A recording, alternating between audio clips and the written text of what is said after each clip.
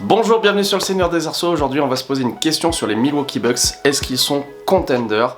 Ils sont souvent classés parmi les équipes favorites pour le titre, mais vu leur début de saison, est-ce qu'on peut douter de leur chance? On va voir ça tout de suite. Ça a été le transfert surprise de l'intersaison, alors qu'on l'attendait à Miami. Damian Lillard est venu de Portland poser ses valises dans le Wisconsin, et ça a tout de suite provoqué un immense fantasme, un joueur dominant à l'extérieur qui est capable d'artiller à 3 points, un joueur clutch mais qui n'a jamais eu d'équipe à la hauteur de son talent, et puis la domination de Giannis Antetokounmpo qui a été 2 fois MVP, champion, et cette association, forcément, même s'ils ont perdu Jrue Holiday dans l'opération, elle a fait beaucoup saliver. Pour l'instant, est-ce que ça tient ses promesses? Alors j'ai envie de dire non, mais sur un plan comptable, on est quand même pas mal. Alors, le style de l'équipe, du coup, a un peu changé. On a perdu, je dirais, une identité visuelle. Les chiffres nous disent que, eh bien, ils tournent à 122 points par match, ce qui est quand même remarquable. Ils sont 3e en NBA à l'heure où je vous parle, au bout de 20 matchs joués. Donc, c'est quand même une tendance forte avec le nouveau coach qui est rookie, qui n'a jamais coaché, Adrian Griffin. C'est la 2e équipe en termes d'adresse, ils sont à 50% de réussite. En revanche, au rebond, malgré la présence de Giannis, de Brook Lopez et de Bobby Portis, ils sont seulement 21e et au pass 20e, donc c'est pas un jeu très très collectif. On repose beaucoup, bien sûr, la réussite de l'équipe sur les 2 stars. Alors je vais commencer par eux deux, Giannis et Dame. Est-ce que ça marche? J'ai l'impression qu'il y avait un potentiel de pick and roll très important avec des combinaisons possibles, alors qu'en fait, sur ce que j'ai vu, c'est plutôt alternativement que les 2 joueurs vont prendre le match à leur compte. Alors, Giannis est dans ses standards, il est toujours d'un calibre MVP, même si on parle bien sûr un peu moins de lui, il reste quand même dans facile top 6-7 de la NBA.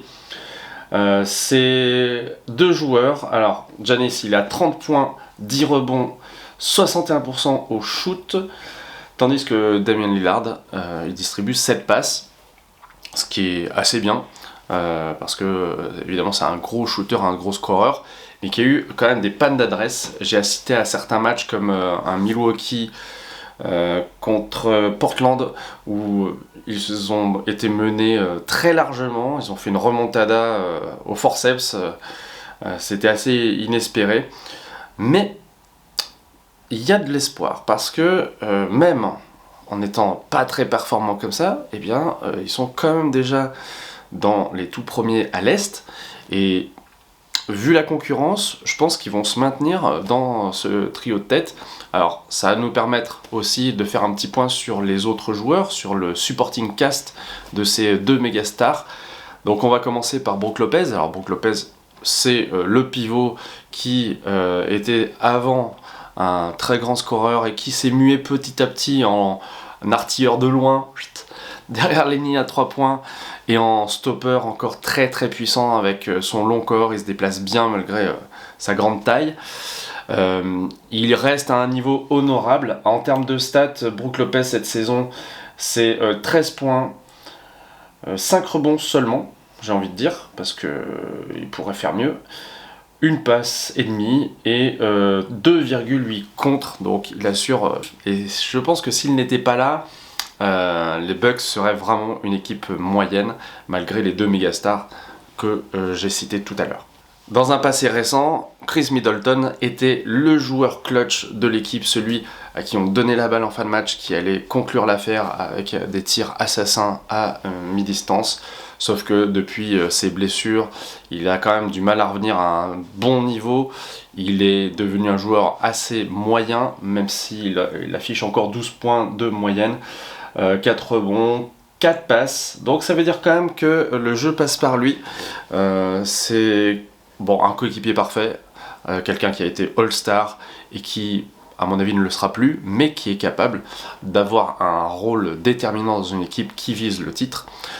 Surtout qu'il reprend peut-être la forme, Et ce rôle qui pesait quand même aussi un petit peu sur ses épaules sans doute de joueurs à qui on confie des responsabilités, notamment à la fin du match, eh bien ce rôle maintenant est plus dévolu à Damian Lillard. Et dans l'ensemble, Dame s'en sort bien. Parce que autant sur les matchs, parfois il est dans des crises d'adresse, autant sur la fin des rencontres, il reste celui qui montre l'heure, celui qui est capable de mettre les paniers décisifs. J'ai un souvenir aussi contre l'équipe de Détroit qui était sur le point de remporter une victoire face aux Bucks. Il a dit non, et les Bucks ont enquillé une victoire. C'est pas joli pour l'instant. Il y a des joueurs qui disparaissent un petit peu par rapport aux années précédentes. Je pense à Bobby Portis qui a été longtemps candidat au 6e homme de l'année précédemment et qui là est plutôt anecdotique, même s'il marque encore une petite dizaine de points, 11 points. Alors il y a un nouveau venu qui marque autant, voire un peu plus que Middleton et Bobby Portis, c'est Malik Beasley. Alors Malik Beasley c'est un shooter qui est nécessaire dans ce système. C'est vrai que quand on connaît l'importance d'étirer les défenses pour laisser les lignes de pénétration à Lillard et Antetokounmpo, c'est utile d'avoir un joueur comme Beasley. On a aussi sur le banc Pat Connaughton qui score un peu moins que d'habitude mais qui reste fidèle à son rôle. Après il y a plusieurs joueurs qui sont aussi dans un petit rôle comme Cameron Payne qui est le second meneur derrière Lillard, qui est capable de temps en temps d'avoir des petites poussées d'adresse. C'est un peu irrégulier, il en est lui à 7 points de moyenne. On a l'ex-rookie Marjon Beauchamp qui a 5 points. Et puis aussi Jay Crowder qui n'avait pas trop joué la saison dernière, bizarrement, alors qu'il avait été tardivement relâché par Phoenix. Là, il semble avoir pris de nouveau de l'importance et un rôle. Le changement de coach a peut-être fait que Adrian Griffin s'est décidé à lui confier une petite mission et c'est pas plus mal. Je pense que c'est une équipe qui a besoin de trouver un équilibre entre l'attaque et la défense. Pour l'instant, ils sont très forts en attaque, ça passe. Et puis c'est vrai que c'est dans le ton de cette NBA où les scores à 130, 140 points ne sont pas rares.